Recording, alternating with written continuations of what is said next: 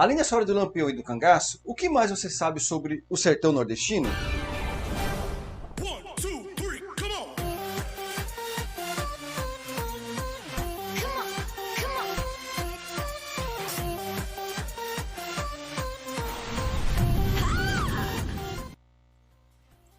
Olá, queridos alunos, tudo bem com vocês? Eu sou o professor Rafael e você sabia que, em razão das diferentes características físicas que apresenta, a região Nordeste é dividida em 4 sub-regiões: Meio Norte, Zona da Mata, Agreste e Sertão.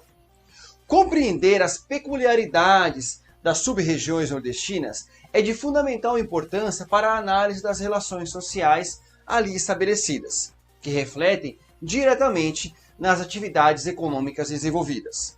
Normalmente, o Nordeste é visto como um local de pobreza, seca e outros problemas de ordem socioeconômica.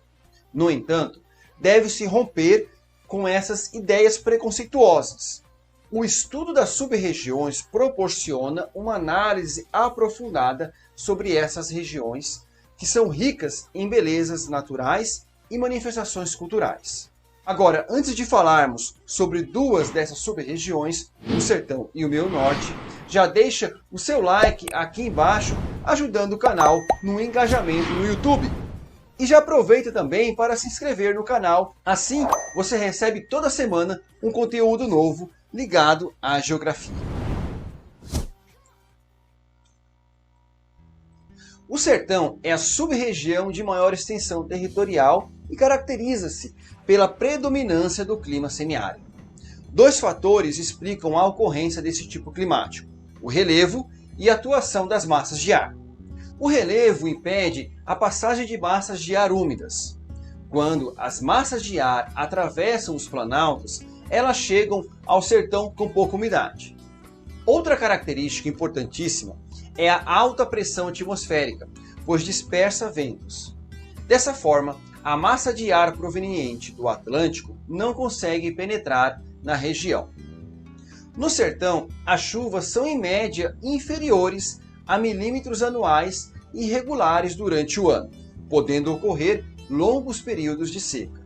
Há elevados índices de evaporação devido às altas temperaturas e aos ventos quentes e secos.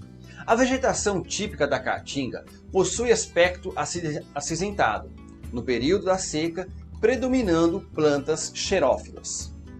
Grande parte dos rios do sertão possui regime intermitente, isto é, regime temporário. Esses rios permanecem com água em alguns meses e em outros ficam completamente secos.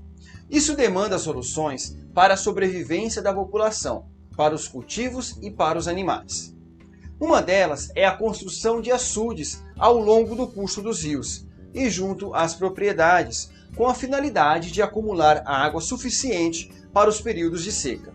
O Rio São Francisco, um dos rios perenes, isto é, permanentes, é exceção, pois suas nascentes localizam-se em uma região de elevados índices pluviométricos, em Minas Gerais. Durante o período colonial, foi no sertão que se desenvolveu a criação de gado bovino para suprir as necessidades da sociedade açucareira. Também foi no sertão que se cultivou o algodão para atender às demandas das indústrias têxteis inglesas, em meados do século XVIII. A atividade atraiu muitas pessoas, dando maior dinamismo à região. Entretanto, com o crescimento da oferta de algodão por outros países, como os Estados Unidos, e por outras regiões do Brasil, como o Sudeste e o Sul, a atividade algodoeira no Nordeste diminuiu expressivamente. Mesmo assim, ainda manteve produção significativa até o início do século XX. Em fins do século XX, intensificou-se o uso de técnicas de irrigação na Bacia do São Francisco, e em rios como Jaguaribe, no Ceará, o Apode, no Rio Grande do Norte, o Paraíba, na Paraíba, e o Piranhas-Açu, na Paraíba, Rio Grande do Norte.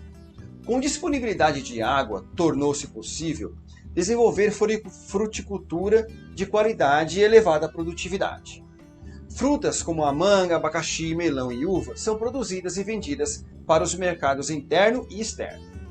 Apesar do clima semiárido, algumas áreas do sertão recebem chuvas ao longo do ano, sendo apropriadas para o cultivo de milho, feijão e cana-de-açúcar, como o Vale do Cariri cearense, situado na Chapada do Araripe.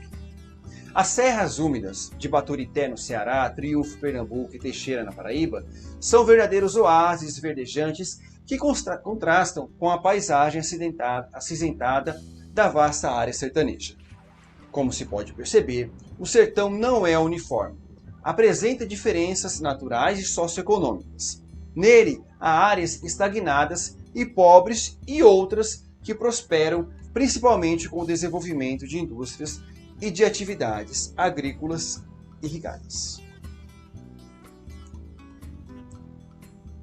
O Meio Norte é a segunda maior sub-região nordestina em extensão territorial, compreendendo o estado do Maranhão e parte do Piauí.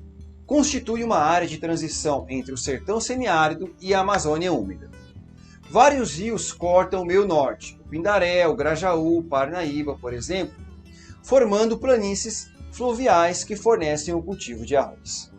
No Meio Norte, há a ocorrência de matas dos cocais, compostas por palmeiras e babaçu, e de carnaúba também, que predominam nessa sub-região. O extrativismo do babaçu, cuja semente produz um óleo bastante utilizado na fabricação de margarina, sabão e óleo comestível, e o carnaúba constitui uma das principais fontes de renda para a comunidade nesse espaço.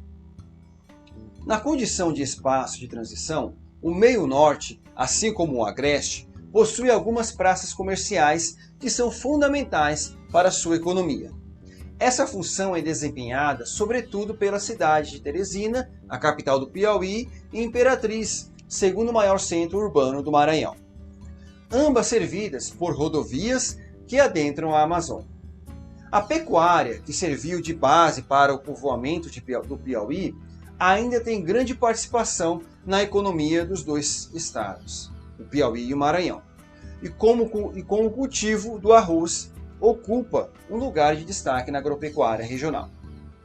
Nas últimas décadas, as culturas de soja, algodão e arroz provenientes da região centro-oeste alcançaram os chapadões do sul do Maranhão e do Piauí, introduzindo uma agricultura mecanizada e altamente produtiva. Essa atividade tem atraído grande contingente de agricultores do sul do Brasil para o Nordeste. A capital do Maranhão, São Luís, também tem passado por grandes transformações. Nessa cidade foi constituído os portos de Itaqui, que é ligado à exportação de produtos agrícolas do interior maranhense, e de Ponta da Madeira, que é vinculado à venda de minério paraense.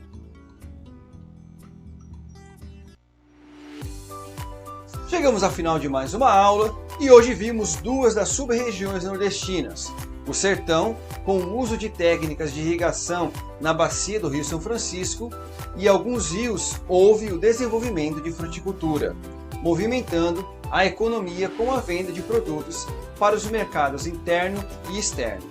E o Meio Norte, onde há o desenvolvimento de comércio, pecuária e agricultura. Por hoje é isso.